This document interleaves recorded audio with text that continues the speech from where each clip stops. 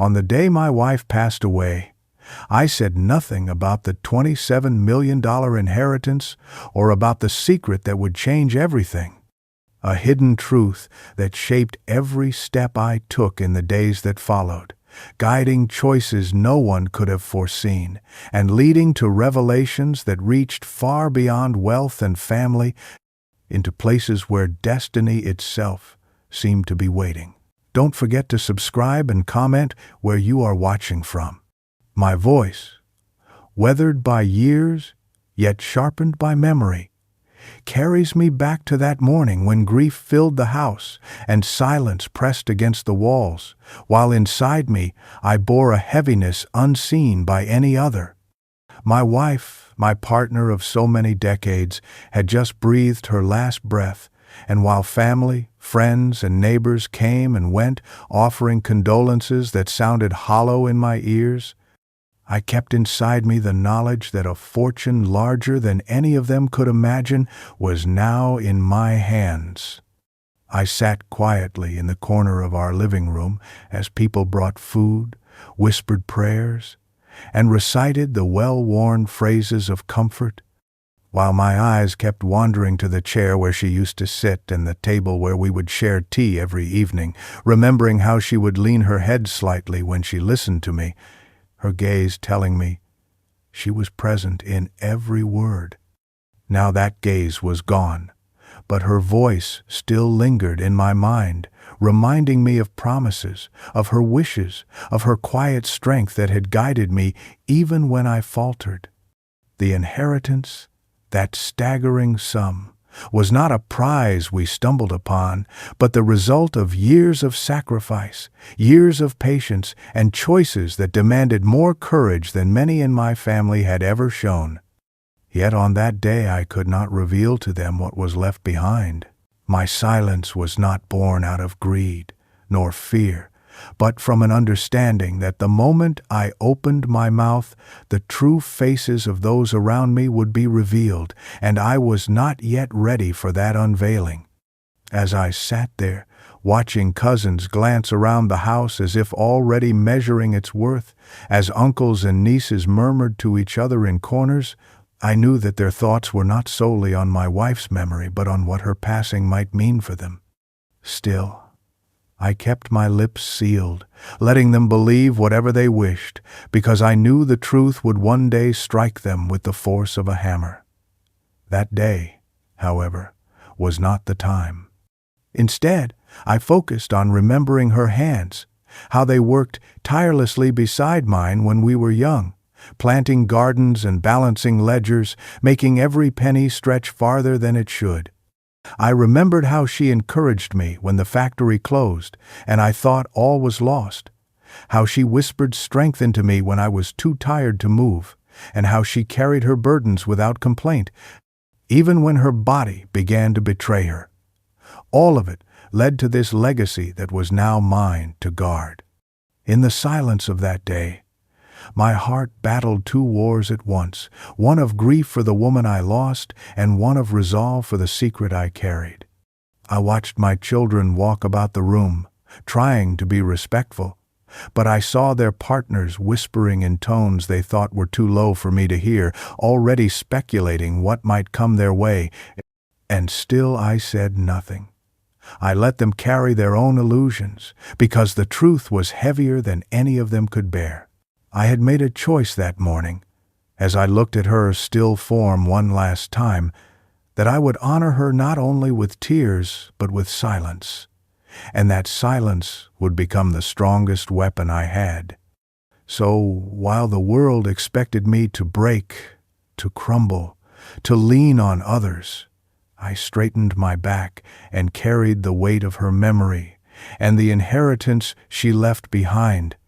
knowing that the story was only beginning and that I was the only one who knew where it would lead. The day of loss began before the sun had even risen, and though I had prepared myself for months for the inevitable, nothing could have steeled my heart against the moment I realized my wife was truly gone. For the silence of her absence was unlike anything I had ever known, louder than thunder and yet unbearably quiet. I remember walking slowly through the house, touching the back of chairs she once used, running my fingers along the counter where she used to chop vegetables, and standing at the window where she would hum softly while gazing at the garden she loved so much. The calls to family and friends came quickly after,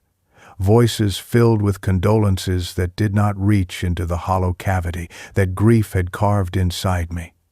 Arrangements had to be made, though my hands trembled as I signed papers, as if each stroke of ink carried me further away from her.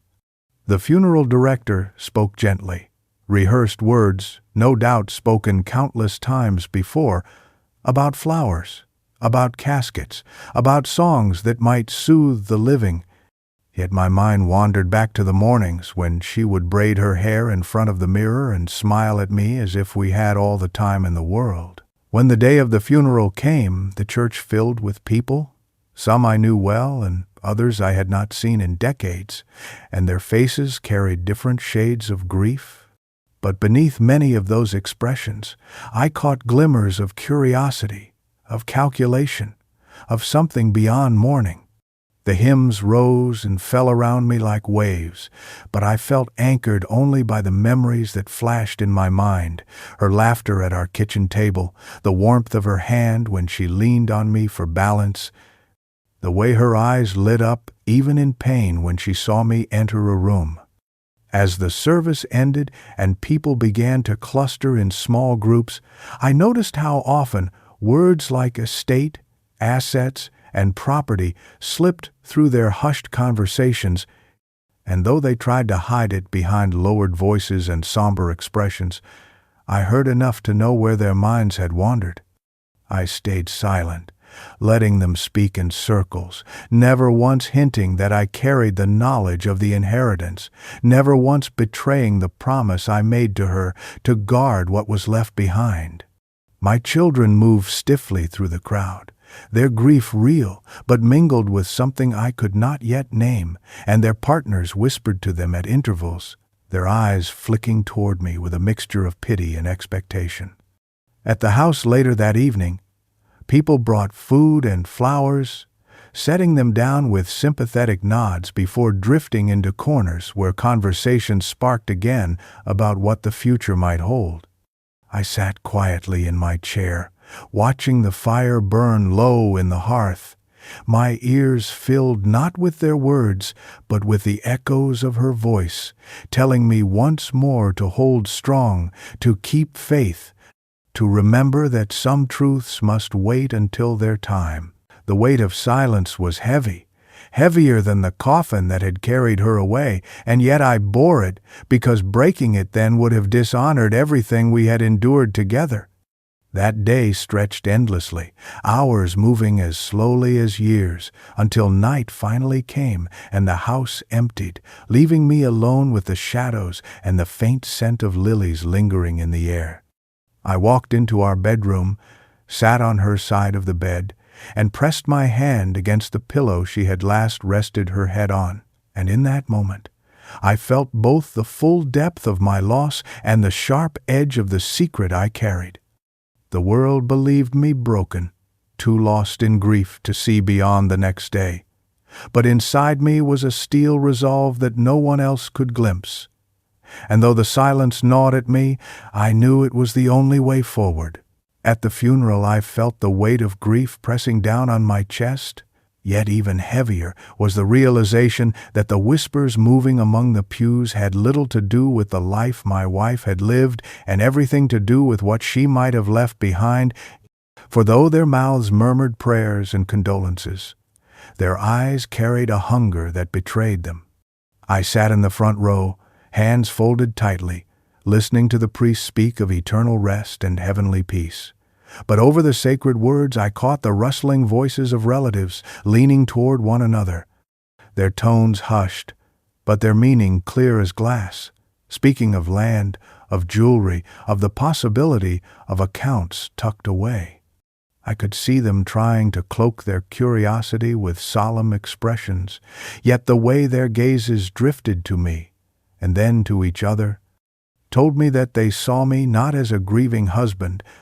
but as the gatekeeper, to something they believed was rightfully theirs. The service was meant to honor her, to lift her spirit with song, yet I felt it being hollowed out by those who could not wait even a single day before imagining the division of wealth. Afterward, when people gathered in the hall for coffee and small bites, the air was thick with low conversations, and though no one dared ask me directly, I noticed how their questions to one another were angled like spears, prodding for any hint of what I knew.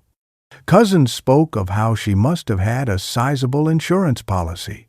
A nephew wondered aloud if the house would be sold, and one aunt clicked her tongue and said she was certain there were accounts abroad, her voice tinged with a certainty that made others lean closer. I moved among them quietly, nodding at their words of sympathy, shaking hands, receiving pats on the back that felt more like rehearsed gestures than heartfelt touches. And with each passing exchange, I grew more convinced that my silence was the only shield I had. Their whispers did not stop when the night grew late, and as some of them followed me back to the house under the pretense of keeping me company, I noticed how their eyes wandered along the walls, lingering on paintings, clocks, even the worn rug beneath their feet, as though each item carried a price tag they were already tallying in their minds. I poured them tea and listened to their chatter, which drifted between fond memories of her and subtle probes about how I was planning to manage things now, their questions wrapped in politeness, but cutting close to what they truly wanted to know. I kept my answers vague, speaking of grief, of taking one day at a time, never once hinting at the inheritance that lay like a buried chest beneath my silence. It pained me, because in the faces of some I once trusted I now saw greed beginning to harden like stone, and I thought of how she would have wept if she had heard them speak this way so soon after her passing. I sat quietly in the corner later, after most had gone, listening to the clock tick on the wall, and in those measured sounds I found more honesty than in the voices that had filled the house all evening. Their whispers were still in my ears, not only the words but the tone, sly, eager, pressing, and I realized then that this was only the beginning of what would become a storm of questions and demands. Yet I held to my silence, holding it close like a secret weapon, for I knew the time would come when all those whispers would rise into a roar, and on that day I would be ready. When I think back to the years that built the life we shared, I see not only the milestones, but the countless small sacrifices that stitched together the tapestry of our devotion. For my wife and I began with nothing more than youthful hope and determination, and over decades we shaped that hope into a life many could only dream of. In the early days, when our pockets were nearly empty, she worked beside me without complaint, taking on extra hours at the shop while I labored at the factory. Both of us returning home exhausted, yet unwilling to let the weight of struggle crush the laughter we shared around a modest dinner table. I remember how she could make even the plainest meal feel like a feast, simply because she set it before me with love in her eyes, and how we both found strength in each other's company when the world seemed determined to keep us down. We dreamed together, mapping out ideas late at night under the soft glow of a single lamp, her handwriting filling page after page with plans for small investments, little saving strategies, and visions of someday owning a home that would not leak when it rained. Slowly, those dreams took shape, and though the road was not without obstacles, we faced each setback as a team, never turning against one another, always finding a way forward. When I lost my job during a downturn, she reminded me that failure was not the end, and together we started selling handmade goods at the market. Each coin we earned a symbol of resilience. She supported me when I pursued small ventures, some that failed miserably and others that grew steadily. and in return I stood by her when illness visited her body, ensuring that she never faced a single night alone in pain. There were times when the weight of bills threatened to drown us, but she never complained, never accused, only tightened her belt and reminded me that wealth was measured first in love, second in health, and only last in money. It was her steady belief in me that fueled my resolve to push forward, to work harder, to find ways to turn small beginnings into something substantial. I recall the pride in her eyes when we bought our first house. Not large or grand, but truly ours, the walls echoing with laughter and the sound of children's footsteps. Later, as years rolled on, our ventures grew stronger, investments matured, and what once felt impossible became attainable. Yet, even as our fortune expanded, she remained the same woman who had once shared stale bread with me in a cold kitchen, reminding me with gentle words never to forget where we came from. When sickness struck her later in life, I repaid each kindness she had given me 1,000 times over, sitting by her bedside, reading aloud her favorite poems, massaging her tired hands, and watching her smile even through pain because she said my presence made it bearable. She taught me that love was not in the grand declarations but in the quiet consistency of care. And it was through that love that we built not only a family and a home, but also the financial stability that eventually grew into the fortune now hidden from those who only see dollar signs. My devotion to her was not born out of duty but out of gratitude. For every step of the way she made me a better man, and every sacrifice we endured together only deepened my resolve to honor her. Now, as I look back at the arc of our journey, I see clearly how her steady hand shaped the legacy I guard today. And though the whispers of others seek to diminish it to mere numbers, I know it is far more than that. For it is the story of devotion that turned hardship into triumph. The early signs of greed began as small ripples, barely noticeable at first, but over time they grew into currents strong enough to shift the atmosphere in family gatherings. And though I did not speak of it then, I saw with my own eyes how curiosity about our finances began to erode the warmth that once defined those moments. It started innocently enough. A nephew asking casually how the shop was doing, a niece wondering if the land we had purchased years ago had risen in value, questions that seemed harmless, but carried a tone of expectation I could not ignore. Soon those casual inquiries grew sharper, more direct, as certain relatives began prying into matters that did not concern them, asking about deeds, about accounts, about whether we had considered dividing portions among the younger generation. My wife, ever gentle, would smile politely and change the subject, yet I could see the flicker in her eyes each time. The discomfort of knowing that what we had built with our sweat and sacrifice was being viewed as a prize to be claimed rather than a legacy to be respected. At holiday dinners, I began noticing the way some would look around our home not with admiration but with calculation, their eyes lingering on the furniture, on the silverware, on the paintings we had collected over decades, as though they were already imagining where such things might go once we were gone. There were comments cloaked as compliments, like an uncle remarking that it was wise of us to hold on to the land, or a cousin saying how nice it must feel to have investments paying off,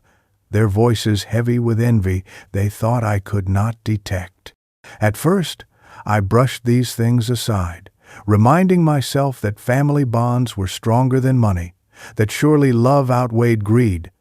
But as the years went on, the tone sharpened and patience wore thin.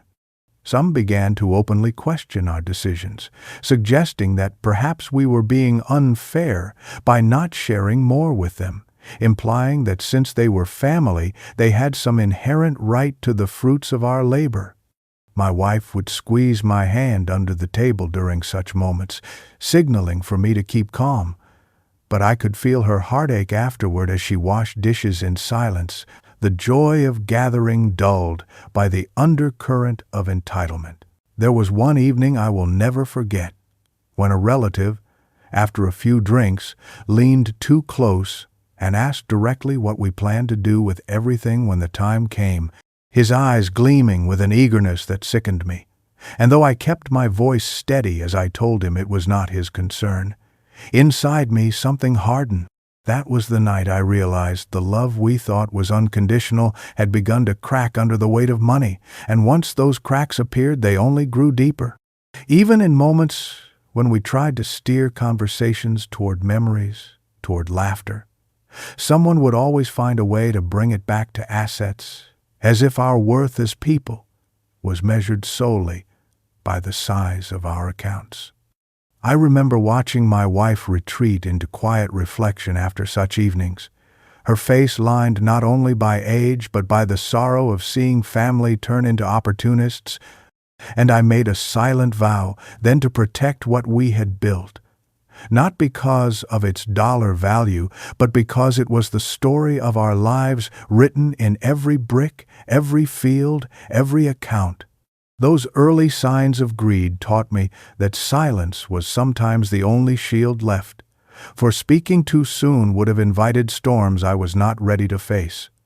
And so I let them wonder, let them speculate, let them believe whatever they wished,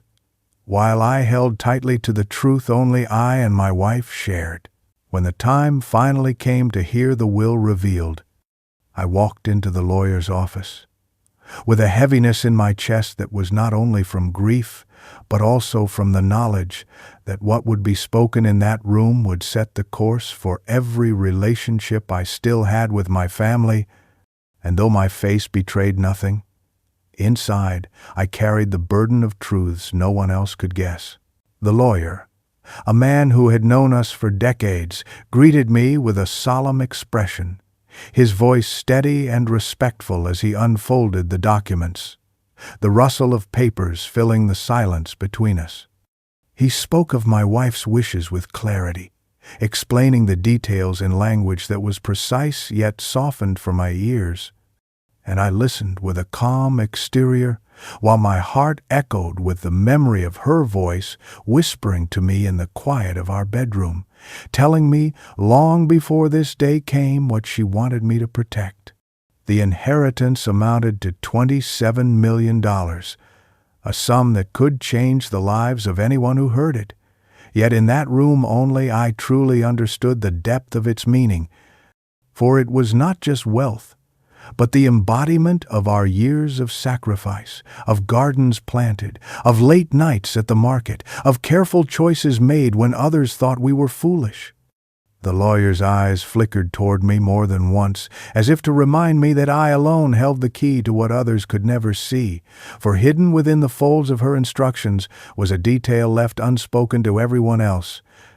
a secret she and I had decided to guard together. I nodded at the appropriate times, asked questions that seemed practical, and signed where I was told, all while my mind replayed her final moments when she squeezed my hand and reminded me that silence would protect everything. Outside the office, I could already sense the anticipation gathering, relatives waiting for me to emerge with answers, their voices eager to know what had been decided, their bodies leaning forward like hounds straining against a leash. I gave them nothing, only a tired expression and a polite word that the matter was complicated, which bought me time but also deepened their hunger. I could feel the shift in their tone even as they tried to mask it with sympathy, for though they offered words of comfort, their eyes betrayed a spark of impatience, as if they could not believe I would not share every detail with them immediately. That night, I sat alone at the dining table, the documents neatly folded in front of me, staring at them as though they were both a blessing and a curse. And I thought of her smile when she first told me of the hidden account, the one no one else knew about, the one tied to her final wish for how the fortune should be handled. The silence I kept was heavy, but it was also necessary, for to reveal everything now would have been to invite a storm I was not yet ready to weather. I poured myself a glass of water, the house quiet except for the creak of the old clock on the wall, and whispered a promise to her memory that I would not falter, no matter how fierce the pressure became. The will was revealed on paper, but its true meaning remained locked in my heart, and in that duality I found both strength and sorrow, for I was now the guardian not only of wealth but of a secret that would one day change everything. In the days that followed the reading of the will, the feeding frenzy began in earnest, and though no one dared to speak directly of the full amount, I could feel their questions clawing at me like hands reaching through the dark, each relative pressing closer, their patience unraveling as their curiosity grew too heavy to bear. At first, it was polite inquiries disguised as concern, a cousin asking how I was managing alone, then quickly steering the conversation toward whether the lawyer had given me clarity on how things were to be divided. A nephew called under the pretense of checking on my health, but within minutes he was suggesting that perhaps it would be best to invest part of the inheritance together, as if my loss was an opportunity for his gain. Even the ones who rarely visited found reasons to appear at my doorstep, carrying small gifts, their smiles too wide, their embraces too quick, and behind their rehearsed gestures I saw only greed. At family dinners, the tension grew thicker, their voices louder, their laughter forced, and when they thought I was not listening, I caught fragments of sentences that revealed their impatience. Words like share, entitlement, and soon drifting through the air. Some began speaking over me, cutting me off as if I were no longer the elder they once respected, but simply the obstacle standing between them and wealth. My children, who should have been my comfort, sat silently more often than they should, their partners whispering in their ears, nudging them to ask questions they pretended not to want answered, and though I could see the conflict in their eyes, the allure of money tugged at them with invisible strings. I remained quiet, answering with vague phrases, giving them no satisfaction. But each time I left those gatherings, I felt the heat of their stares on my back, as though they were plotting together how best to pry the truth from me. The arrogance began to grow bolder as days passed, one relative boasting that it was only a matter of time before everything was properly divided, another suggesting loudly at dinner that perhaps I needed help managing such a large sum, the implication clear that they believed themselves more capable. I sipped my tea and let their words wash over me, offering nothing in return but a calm smile, for silence was the only weapon I had, and the more they pressed, the more determined I became to hold it. Their hunger was insatiable, their probing endless, and still I kept my promise to her memory, refusing to let them see the truth that rested quietly in documents locked away, where no greedy hand could reach. It was painful to watch people I once trusted transform into scavengers circling what they believed was a feast. And though I mourned the loss of genuine kinship, I steeled myself with the knowledge that she and I had built this fortune not for vultures, but for something greater. Each night, I sat by the fireplace, staring into the flames, recalling her words that the true test of character comes not in hardship but in abundance. And as I listened to the echo of voices from earlier that day demanding what was not theirs, I knew I had reached the edge of that test. The feeding frenzy was not only about money, it was about power, about the arrogance of those who believed they could manipulate me. And yet they underestimated the strength that silence can give. I let them grow louder, let them grow restless, because the more they revealed of themselves, the clearer the path became for me. And though they thought they were wearing me down, in truth I was watching them unravel, piece by piece, under the weight of their own greed. It was during one of those restless evenings, when the house was full of forced laughter and clinking glasses, that the mask of civility finally slipped, and I overheard the betrayal that confirmed everything I had suspected. For while they believed I was too weary to pay attention, I caught the words that revealed their true intentions, and the sting of that moment still lingers in my chest. I had stepped quietly into the hallway, leaving the parlor where most of the family sat, talking loudly about trivial things, and from the kitchen I heard a nephew's voice, low but sharp, telling another relative that once the money was in their hands, they would have no further need for me, that I was an old man whose time had passed, and they laughed softly at the thought of pushing me aside. My body froze, my hand gripping the doorframe, and though I did not step into the light to confront them, I listened as they spoke with arrogance, discussing not only how they would divide what they imagined was theirs, but also how they would ensure I had little say in any decisions, treating me not as a father, an uncle, or a man who had given his life to building this legacy, but as an obstacle to be removed. In that instant the truth became undeniable. The whispers I had ignored now fully formed into daggers aimed at my back, and though my heart ached at the cruelty, I also felt a surge of clarity, for their contempt only strengthened my resolve. I returned to the parlor with a calm face, my silence hiding the storm within,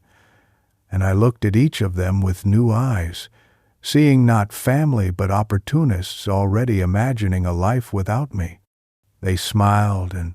raised their glasses as if nothing had been said, but I could hear the echo of their betrayal in every word, and I knew from that night forward that trust had been severed beyond repair.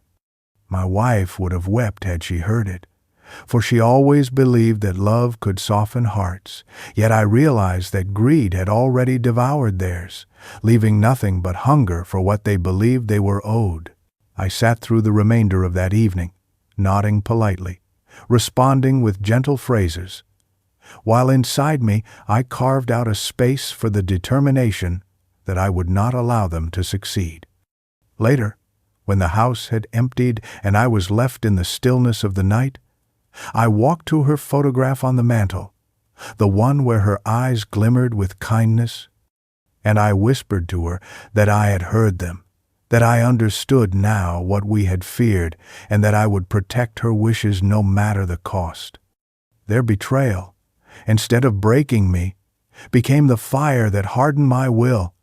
for I knew that to reveal the truth too soon would be to hand them victory, and so I chose once again to hold my silence as both shield and sword. The next time they gathered, I saw how emboldened they had become, speaking more openly, testing the edges of what they could say without consequence. But I also noticed their arrogance blinding them, making them careless in their assumptions, and I quietly took note of every word, every gesture, for I would one day turn their own greed against them. Betrayal unmasked itself, not in a single outburst, but in those quiet, hushed words they believed would never reach my ears, and in hearing them I was given the gift of foresight, the knowledge of exactly what they planned and how I must prepare. So I carried that secret within me, not with bitterness, but with the steady patience of a man who has weathered storms before, waiting for the moment when the truth would come crashing down upon them with a force they could not escape. In the quiet that followed those bitter gatherings, I often found myself retreating into memories of sacrifice, not to dwell in sorrow, but to remind myself of the journey that had brought us here. For every dollar of that inheritance was born not from luck or inheritance before us, but from years of toil, sweat, and the kind of choices that demand you give up comfort today in the hope of a better tomorrow. I remembered the early mornings, When I rose before the sun, my boots heavy with mud as I walked to the factory, my back bent by labor that paid too little but still gave me pride, because I knew each coin would help us keep the roof over our heads. I remembered the winters, when the house grew cold, when we huddled together beneath patched blankets, whispering promises of warmer days, and how she would squeeze my hand and smile, telling me that so long as we had each other, we had enough. There were years when we skipped holidays, when the money set aside for gifts was instead used to pay down debts, when our children wore clothes passed down from cousins because we could not afford new ones. Yet through it all she never once complained, never once made me feel as though I had failed her. I remembered working double shifts, my hands blistered, my body aching, while she kept the household running, sewing clothes late into the night, making bread from scratch because it stretched farther than anything from the store, her determination shining even when exhaustion lined her face. When illness struck her later in life, I repaid every ounce of her strength by sitting at her bedside, spooning broth into her lips when she was too weak to lift her hands, whispering encouragement when pain made her tremble. And though the hospital bills threatened to undo everything we had built, I worked harder still, determined that she would never feel abandoned. We sacrificed vacations, luxuries, and ease, but in return we gained resilience, character, and an unbreakable bond. And slowly, over decades, those sacrifices grew into small successes that compounded into stability, then security, and finally, into the fortune that lay hidden behind my silence. When I think of greedy whispers around my table now, I remember instead the image of her mending our son's trousers by candlelight, the way she smiled when we finally paid off the mortgage after years of scraping together payments, the pride in her eyes when we were able to send our children to school without fear of unpaid fees. I remember the fields we tended together, the nights we shared bread too stale for anyone else to want, and the dreams we kept alive when others would have surrendered. Those memories remind me why I cannot allow the inheritance to become a prize for the undeserving, for it is not simply money but the living testament of sacrifices made quietly, without recognition, without applause, sacrifices that only she and I truly understood. Each time I feel the weight of their questions, each time I hear their voices pressing closer, I return to those images of struggle and triumph, and I feel her hand on my shoulder, guiding me still. It is in those sacrifices that I find the strength to resist, to keep silent, and to prepare for the day when I will reveal the truth in a way that honors her and not the greed of others. What they see as fortune is to me the story of two lives intertwined in hardship and love. And I will never allow that story to be rewritten by those who gave nothing yet expect everything. The breaking point came not in a single dramatic scene, but in the steady erosion of patience that finally crumbled into resolve. For after weeks of enduring whispers, pointed questions, and the thinly veiled arrogance of those who thought themselves entitled, I reached the moment when I could no longer allow their disrespect to pass without recognition, though I chose to answer not with outburst but with silence sharpened into steel. It began with yet another gathering at my home, relatives arriving with practiced concern on their faces, their voices wrapped in the same polite phrases I had grown weary of hearing. Yet, within minutes, the conversation turned as it always did, toward property, toward accounts, toward what they believed was their rightful share. One spoke of how it would be practical to sell the house and divide the proceeds. Another suggested that the inheritance should be managed jointly to avoid mistakes, and a third, bolder than the rest, went so far as to tell me that my age made me unfit to carry such responsibility alone. I sat in my chair by the fire, my hands folded in my lap, my gaze steady, and though inside me the old hurt of betrayal stirred, I kept my face calm, letting their arrogance grow louder, until it filled the room like smoke. My children, caught between loyalty and temptation, sat quietly, their silence cutting deeper than the words of others, for it showed me that even they had begun to doubt my strength. That was the moment when something within me shifted, when I realized that waiting for respect that would never return was futile, and that the only way forward was to use the very silence they mistook for weakness as the tool that would undo them. I excused myself from the table and walked into the kitchen, letting them chatter among themselves. And as I stood alone, I thought of her, of the countless nights she had reminded me that endurance was not passive, but active, that true strength lay in knowing when to speak and when to hold back. Returning to the room, I gave them nothing but a quiet smile, answering their demands with vague reassurances, and in that moment I made the decision that I would never reveal a single truth to them until it was too late for their greed to bear fruit. My breaking point was not the end of patience, but the beginning of a new resolve, a vow to myself and to her memory that I would no longer be worn down by their persistence,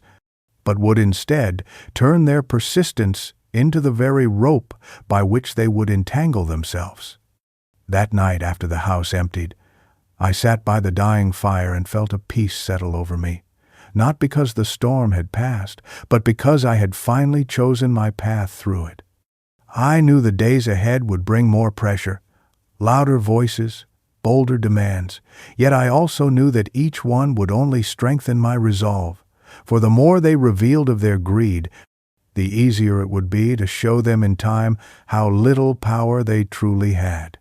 My breaking point was not defeat, it was transformation. The moment I ceased to be the weary widower they imagined and became instead the quiet guardian of a truth that would one day strip away every illusion they held. The secret account was something only she and I ever spoke of, a quiet safeguard born from years of planning, and though to the rest of the family the inheritance seemed to be a straightforward fortune tied neatly in legal documents, I alone knew there was more hidden beneath the surface. An unseen foundation built by her foresight, and my resolve to protect it. Long before her illness worsened, we had sat together at the dining table one evening, the lamp casting its warm glow over our hands as she laid out papers with numbers and signatures, her eyes calm but serious, as she explained her wish to create something separate, something that would never be touched by greedy hands or careless ambition. She spoke of how wealth often corrupts families, how money divides bloodlines when it should strengthen them, and she wanted to be sure that at least a portion of what we built would be preserved for a greater purpose, something beyond their reach. I listened carefully, every word sinking into me, and though the idea of keeping such a secret weighed heavily, I understood the wisdom behind it, for by then I had already begun to see the signs of greed in the eyes of relatives who lingered too long over discussions of property and profit.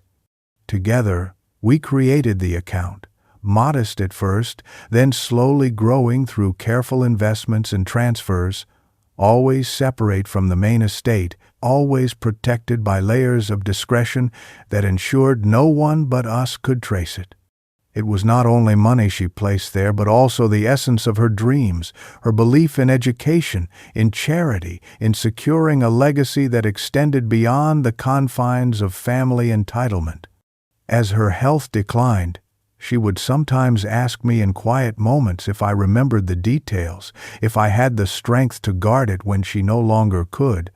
and I would take her hand and promise that I would never betray her trust. Now, after her passing, when the lawyer revealed the inheritance to the family and their eyes lit up with hunger, I sat in silence, knowing that what they clamored for was only a shadow of the true fortune. and that the real heart of her legacy rested in the account none of them even suspected existed. At night, I would take out the documents, running my fingers over the familiar ink, hearing her voice as though she were still beside me, reminding me that the measure of a man is not in how much he reveals, but in how much he protects. The account was more than numbers on paper. It was the embodiment of her faith in me, the silent bond between us that even death could not sever. And though the pressure around me grew each day, I felt anchored by the knowledge that no amount of questioning or scheming could uncover what I held within. The family believed they were circling a treasure chest waiting to be opened, but they were blind to the fact that the most precious part of that treasure had already been locked away where their greed could never reach. And in that blindness, I found both comfort and strength. I carried the secret account, not with fear but with quiet pride, for I knew that in guarding it I was not only honoring her wish but also preserving the story of our sacrifices, our devotion, and our unshakable trust in one another. Each time they pressed me harder, each time their arrogance grew sharper, I thought of her smile on that night when we first sealed the papers, the way her eyes shone with certainty, and I knew that as long as I drew breath, that account would remain untouched, a hidden truth that would one day reveal the true meaning of legacy. When I realized the pressure from my relatives would not lessen, but only grow more relentless, I began the quiet work of gathering evidence, moving carefully and deliberately, so that each step I took would prepare me for the storm I knew was coming. For silence alone could not protect me forever, and I needed the strength of truth written in documents and sealed in records. I contacted the lawyer discreetly,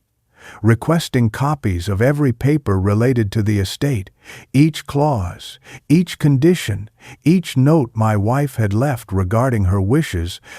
and I stored them in a folder hidden deep within my study where no curious eyes could stumble upon them. I reached out to the bank to verify balances, ensuring that every transaction was in order and every signature unquestionable. And though the clerks smiled politely, I caught the faint glimmer in their eyes when they realized the size of the figures before them, a reminder that greed is not confined to family alone. I requested statements from old investments, some long forgotten by most, and carefully cataloged them, labeling each page with dates and notes so that when the time came, no one could accuse me of deceit. In the evenings, when the house was quiet, I would spread the papers across the table, the flicker of the lamp illuminating columns of numbers and lines of ink, and I would study them with the precision of a man building a fortress brick by brick. My wife's voice often echoed in my mind as I worked, reminding me that foresight was our greatest ally, and though she was no longer by my side, her wisdom guided my hand as I arranged each piece of proof into place. I also began to keep a journal of conversations, writing down the words I overheard, the demands made, the tones of arrogance that slipped through their pretenses, knowing that one day those notes might serve as a mirror to expose the greed they thought hidden. I spoke quietly with professionals we had trusted over the years, accountants, advisors, men and women who had stood by us when we were still climbing the ladder of stability, and I asked them to review the documents, to confirm their accuracy, to prepare statements that could not be disputed. Each confirmation I received was another stone laid into the foundation of the defense I was building, and with each stone my confidence grew. Outwardly, I allowed the family to think me tired, distracted, perhaps even weakened by grief, but inwardly I was sharpening my position, ensuring that when the time came their questions would be answered not with excuses but with facts so solid they could not be shaken. At times the work exhausted me, my eyes straining over fine print, my hands trembling as I organized folders late into the night, but I never wavered, for I knew that what I guarded was not just wealth, but the very essence of the life we had built together. They believed I was vulnerable, that my silence was a crack through which they could force their way. But the more evidence I gathered, the stronger my silence became, for it was no longer only a shield, but also a sword ready to strike when the moment arrived. Each page, each signature, each record became a testament to her foresight and my devotion. And as the pile of documents grew, so too did my resolve, for I understood now that the storm would not only come, it was already building, and when it finally broke over us, I would be ready to stand in the center of it, calm and unshaken, armed not with anger but with the undeniable truth. At dinners and family meetings, when the noise of their chatter swirled around me, and the weight of their expectations pressed against my silence, I learned to wear what I came to call my calculated smile, a mask that gave nothing away, while letting them believe they were drawing closer to what they desired, and though they mistook it for weakness or absent-mindedness, in truth it was the calm of a man who had already chosen his path. I would sit at the head of the table, listening to their voices grow bolder, their suggestions less cautious, their remarks about the inheritance sharper, and each time they tried to prod me for answers, I would simply smile, sip my tea, and offer a vague comment that meant everything and nothing at once. That smile unsettled some, confused others, and emboldened a few who thought I was too old and too weary to resist. But behind it my mind was steady, charting each reaction, memorizing each tone of arrogance, and storing it away for the day when it would all matter. My wife had often told me that silence, when coupled with patience, could be the strongest form of strategy, and now I found myself living those words, each smile a stone laid carefully in the foundation of the trap I was building. There were moments when I could feel their frustration simmering beneath the surface, an uncle shifting uncomfortably when I offered no clear answer, a cousin pressing harder only to be met with the same gentle smile, and a nephew exchanging looks with his wife as if trying to gauge how much longer they would have to wait. In those moments, I felt a strange sense of control, for while they believed they were circling me, it was I who had them surrounded. Their greed blinding them to the truth that every word they spoke revealed more about them than I ever revealed about myself. At one gathering, when one relative asked outright whether the money had already been transferred, I remember folding my hands, smiling, and saying only that matters of the heart weighed more heavily on me than matters of finance,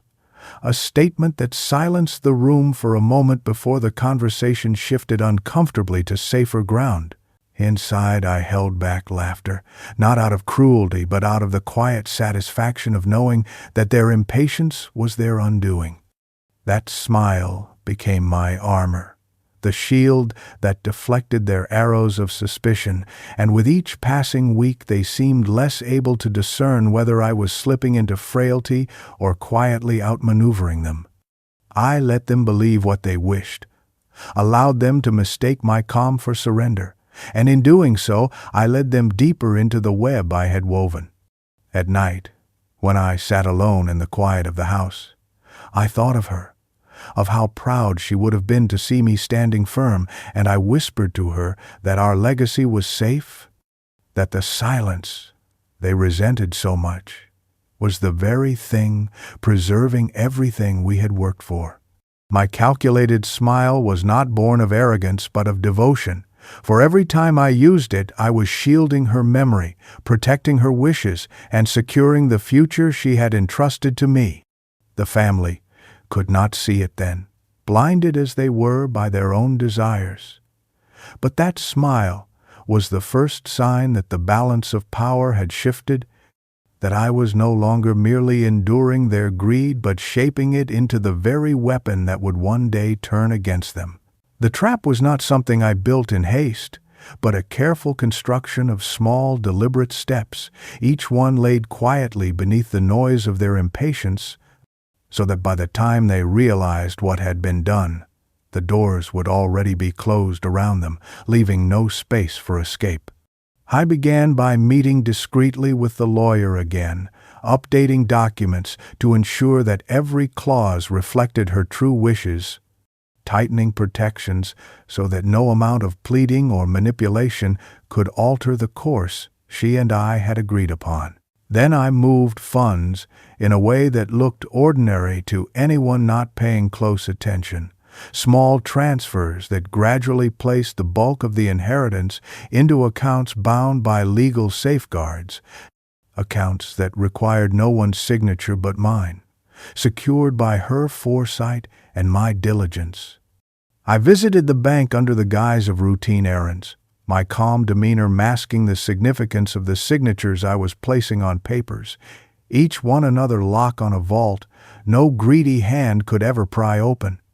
At home, I organized the evidence I had gathered, stacking folders neatly, labeling them in my steady handwriting, and placing them where only I could reach them, ready for the moment when proof would need to be shown. All the while, when family gathered, I remained the same quiet figure at the table, offering my calculated smile, nodding gently at their probing questions, letting them believe they were wearing me down, when in truth every word they spoke only pushed them further into the snare. Their arrogance blinded them to the small shifts in my tone, the measured way I responded with phrases that encouraged their assumptions, guiding them into believing that the money was closer to their grasp than it truly was. They mistook my silence for surrender, my age for frailty, and my patience for forgetfulness. And in that mistake, they revealed more than I ever revealed to them. The trap was not a single act, but a weaving of patience, silence, and preparation, and as the threads came together, I began to sense the moment of revelation drawing near. I walked through the house at night, the quiet echoing through the halls, and I thought of her, remembering the way she used to hum while folding laundry, the way she always believed foresight was the strongest shield. And I whispered to her that I was ready,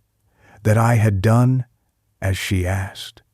that the inheritance was now as untouchable as the love we had shared. When the family gathered again, their voices louder, their questions bolder, I listened and smiled, knowing that soon they would discover how little control they truly had. The trap was not designed to humiliate, but to protect. Yet I knew that when it closed around them, humiliation would be inevitable, for they would realize too late that their greed had led them into their own downfall. And so I waited, calm and steady, each day carrying me closer to the confrontation I knew was coming. Each night, spent in quiet reflection with the knowledge that I was armed not with anger, but with truth, sealed in documents and fortified by silence.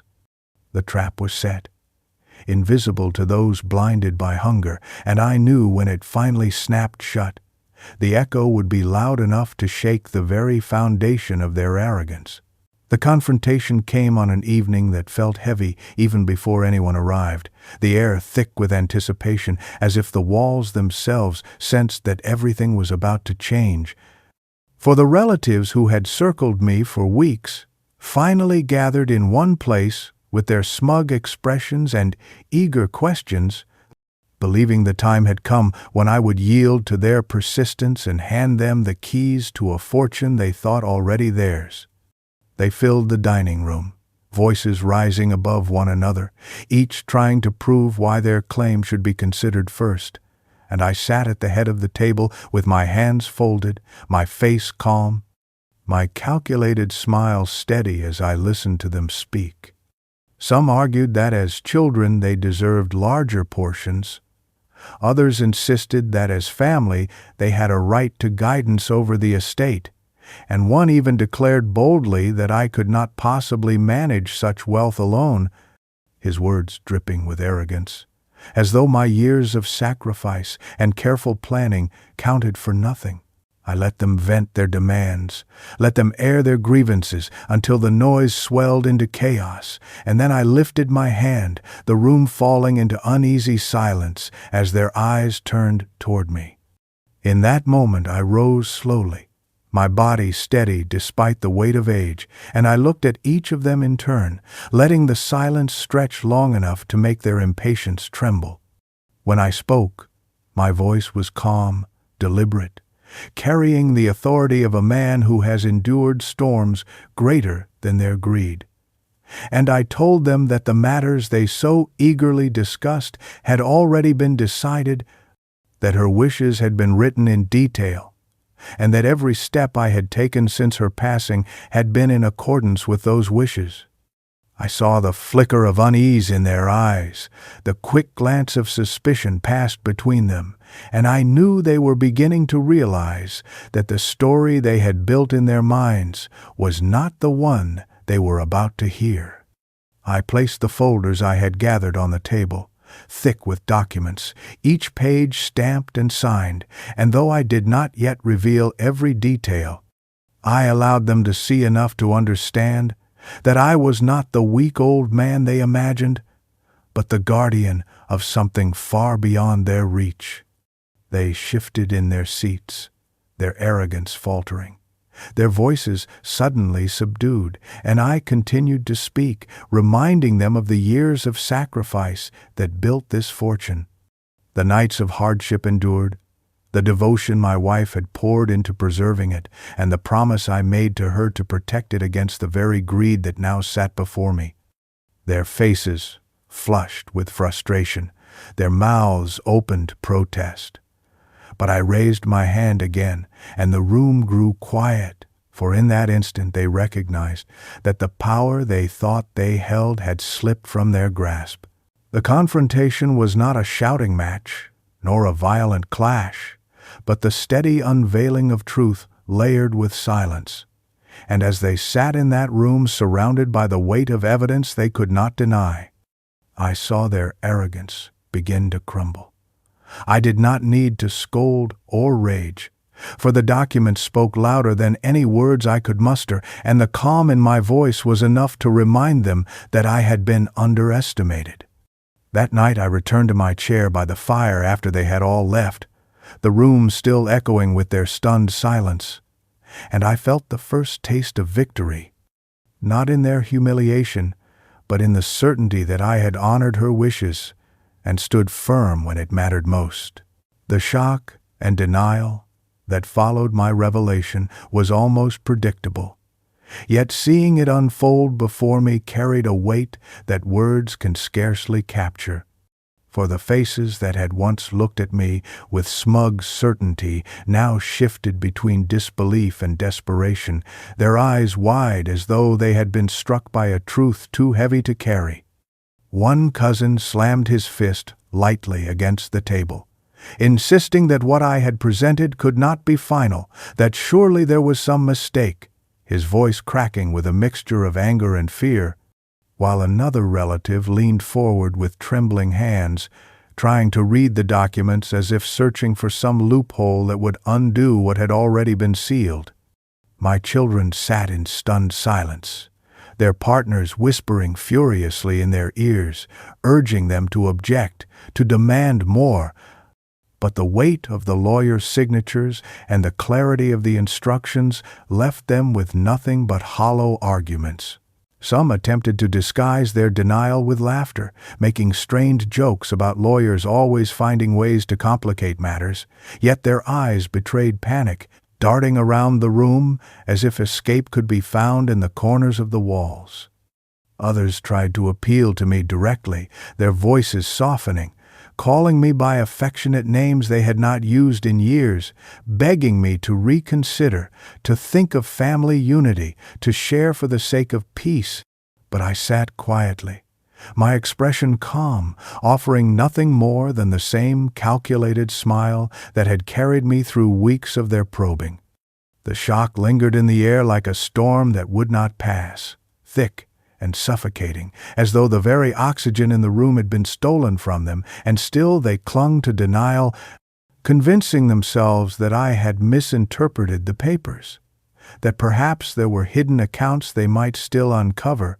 that somehow the reality before them was not real. I watched them cycle through emotions, from anger to pleading, from disbelief to arrogance, and I realized then that the inheritance had exposed their truest selves, stripping away the thin veneer of family affection and leaving only raw hunger, desperate to be fed. Some muttered under their breath about legal challenges, vowing that no piece of paper would stop them from claiming what they believed was theirs, while others sank back in their chairs, their faces pale as though they had seen the collapse of a dream they had already begun to live in their minds. My heart ached as I looked at them, not because I doubted my decision, but because I saw so clearly how greed had stolen their dignity, leaving them flailing in denial like children who had been denied a toy. I thought of her then,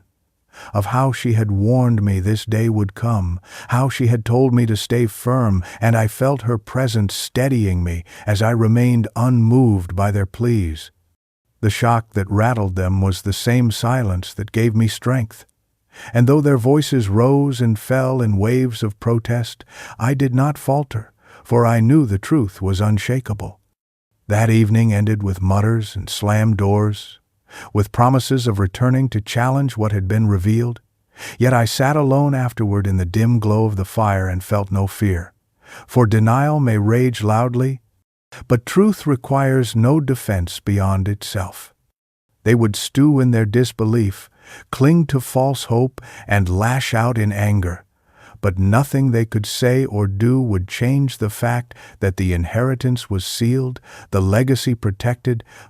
and my silence had carried me to this moment unbroken. The public humiliation came not in a scene I had orchestrated with cruelty, but in the simple unfolding of truth before witnesses who could no longer deny what was written.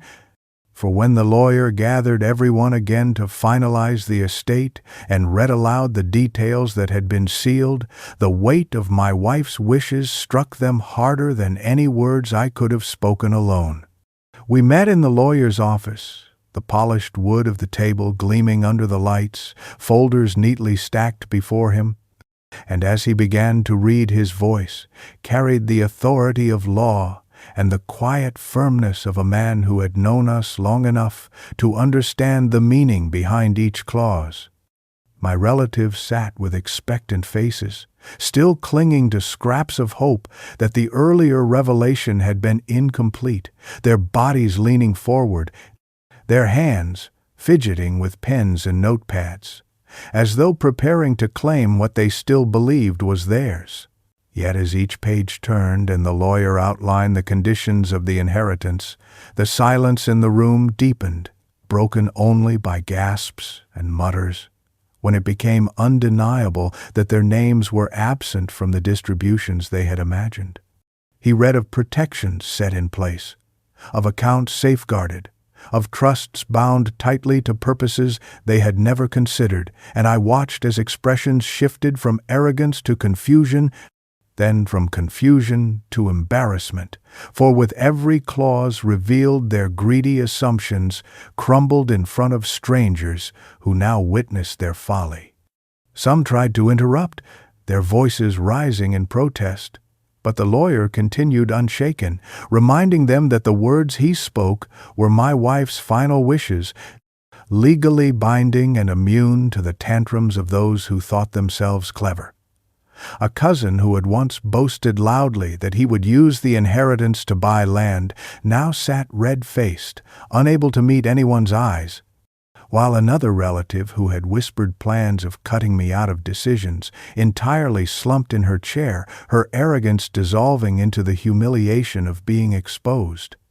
Even my children, who had been swayed by the whispers of their partners, sat in silence, their eyes lowered, For they too realized that the entitlement they had allowed to grow within them was now laid bare in a room filled with witnesses. The lawyer's words were calm but relentless, each line another stone laid on the grave of their illusions, and I sat quietly, my hands resting on the table, my expression steady,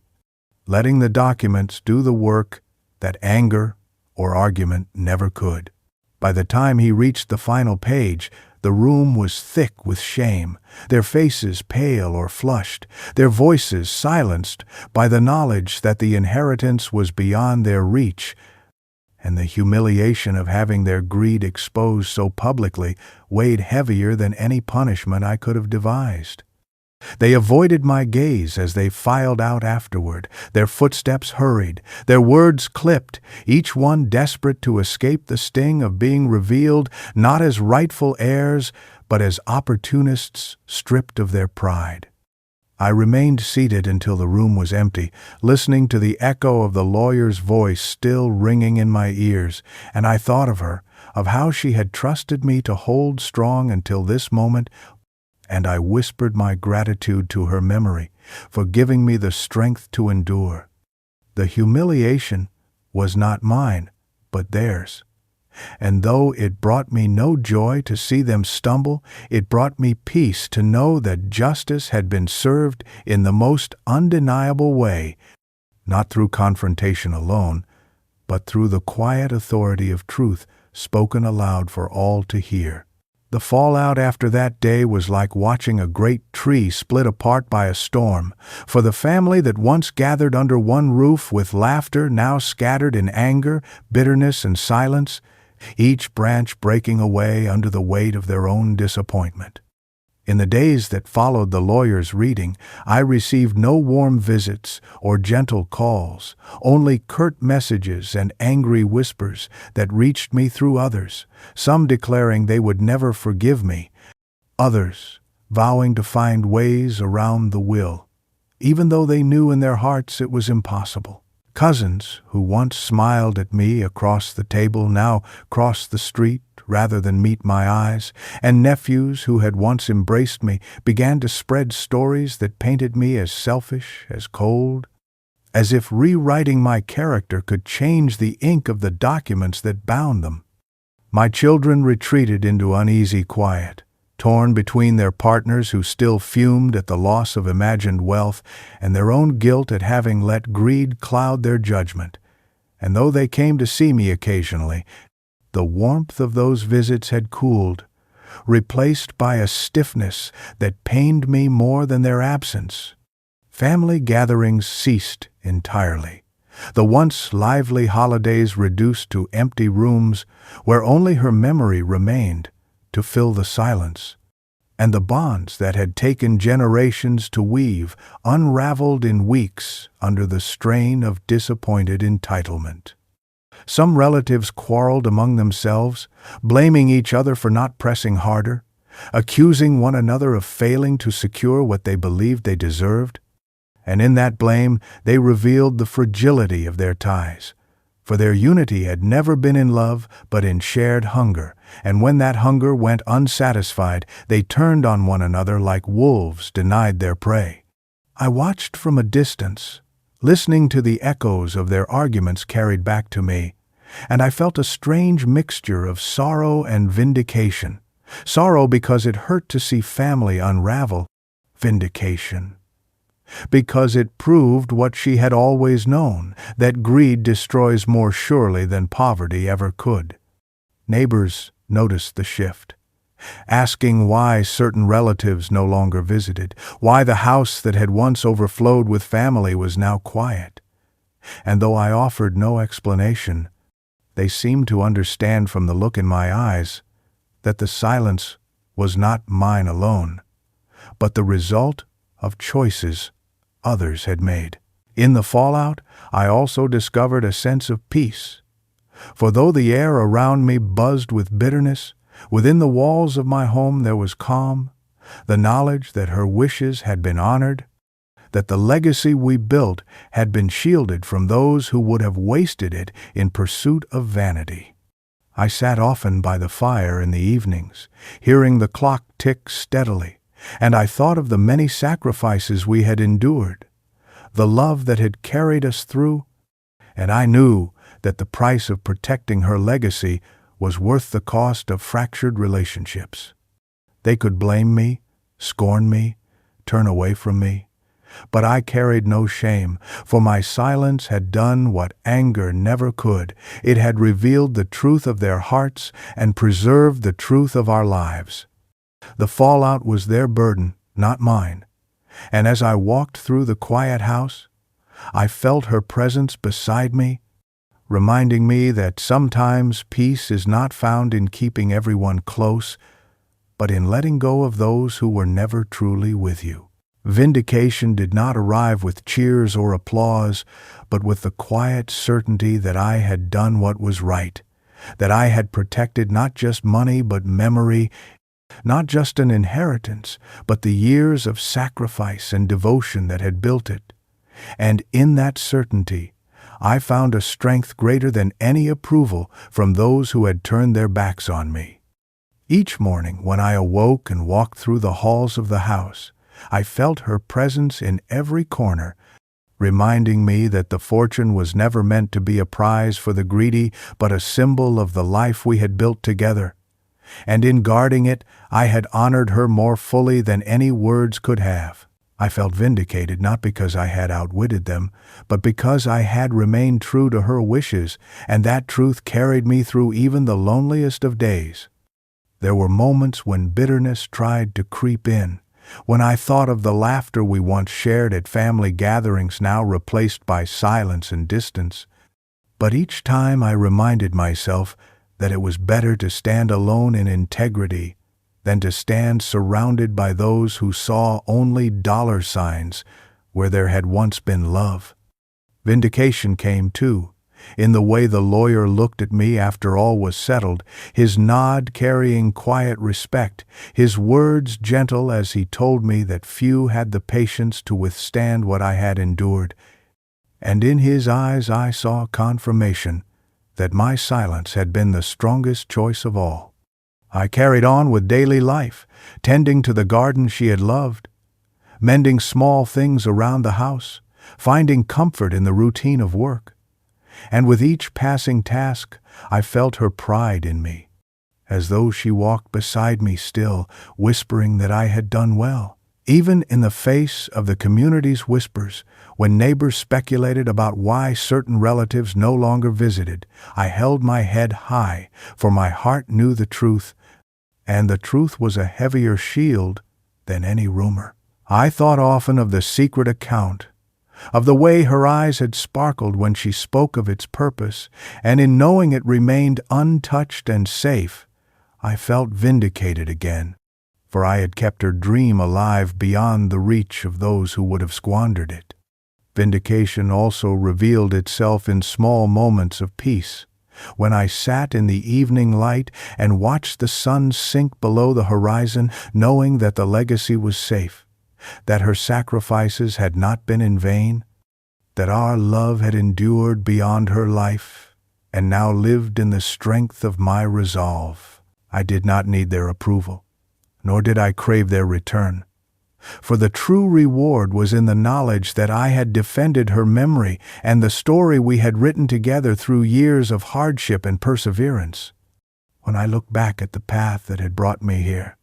I saw clearly that every moment of silence, every careful decision, every refusal to bend beneath their demands had been worth it. For I had stood unbroken in the storm and emerged with her legacy intact. Vindication, I realized, is not about triumph over others, but about loyalty to the one who trusted you most. And in that loyalty, I found peace. I would carry it with me until my final day, knowing that I had not failed her, that I had not failed myself, and that though the world might forget the details of our struggle, the truth remained unshaken in the choices I made. Resolution came quietly, not with grand gestures or sudden revelations, but with the steady calm that settled over me Once the dust of conflict had cleared, and I could finally walk through my days without the constant noise of others demanding, questioning, or scheming. For in the silence that remained, I discovered a peace I had not known in years. I rose each morning to the soft light pouring through the windows, tended to the garden she had loved, and allowed myself to breathe freely, knowing the legacy was safe, untouched by greedy hands, guarded by the promises I had kept. The house, though emptier now, held a sacred stillness, a reminder of her presence in every corner. From the chair by the fireplace where she once read to the kitchen table where we shared humble meals in the days before fortune found us, my steps carried me with less weight, for I no longer bore the burden of wondering when the next confrontation would arrive, nor the dread of hearing whispers disguised as affection. And though loneliness lingered at times, I welcomed it as the price of loyalty, a price I would gladly pay again. I often sat with her photograph in my hand, telling her softly that everything had been done as she wished, that I had held firm even when the voices around me grew loud and cruel,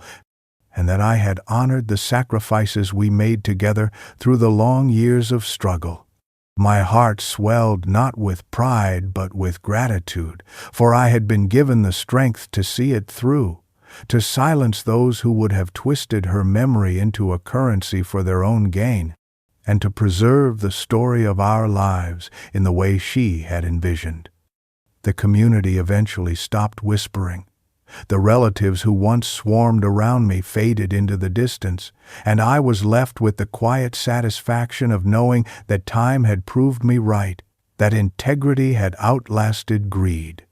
On some evenings, I would light a candle, sit by the fire, and reflect on the journey from those early days of poverty to the twilight of my years, marveling at how far love and devotion had carried us. And I felt comfort in knowing that our story would endure not in the mouths of the greedy,